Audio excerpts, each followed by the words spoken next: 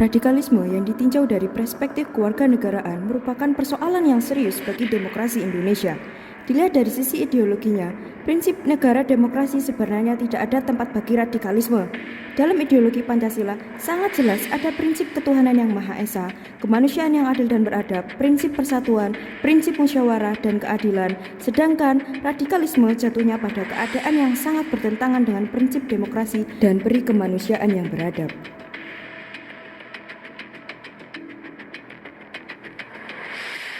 Berikut adalah wawancara dengan narasumber terkait pandangan mereka terhadap radikalisme dan terorisme sebagai abdi negara.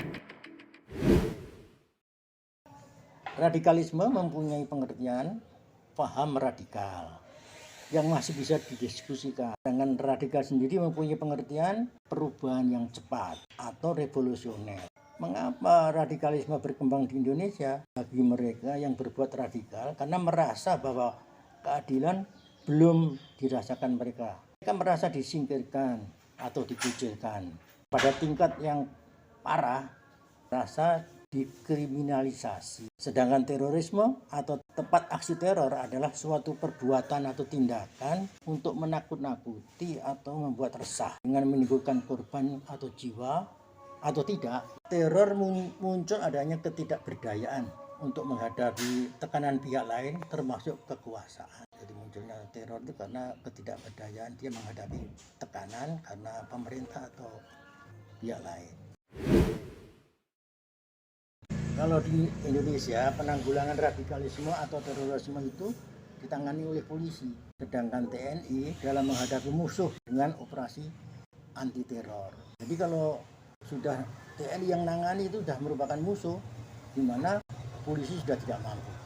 Tidak pernah TNI menangani teror kecuali kalau sudah berupa musuh dan dihadapi dengan senjata. Peran media sosial terkait untuk mencegah masuknya dengan cepat radikalisme dan terorisme dengan membatasi pemberitaan dari luar tentang radikalisme dan terorisme.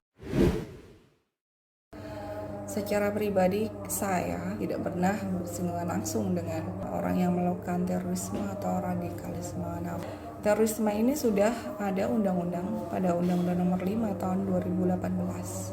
Jadi intinya di setiap instansi kepolisian pasti menyampaikan bahwa paham radikalisme ataupun terorisme amat sangat berbahaya dan memang harus diberantas sesuai undang-undang yang berlaku.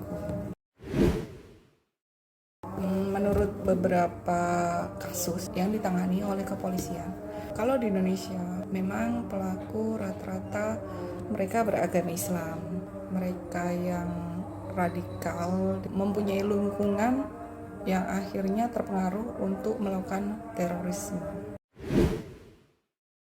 Jadi kalau kami di kepolisian tentunya menolak adanya radikalisme yang menuju terorisme.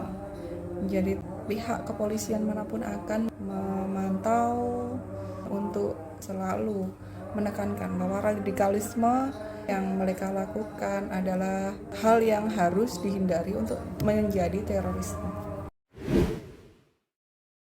Untuk meningkatkan rasa toleransi antar orang atau kelompok, tentunya dengan bersosialisasi di tengah masyarakat. Dengan begitu kita terbiasa dengan perbedaan dan dapat menerima fakta bahwa kita ini saling membutuhkan dan hidup saling berketergantungan. Jadi setidaknya hal yang paling dasar pun nanti akan menghapus radikalisme terutama yang mengarah pada terorisme.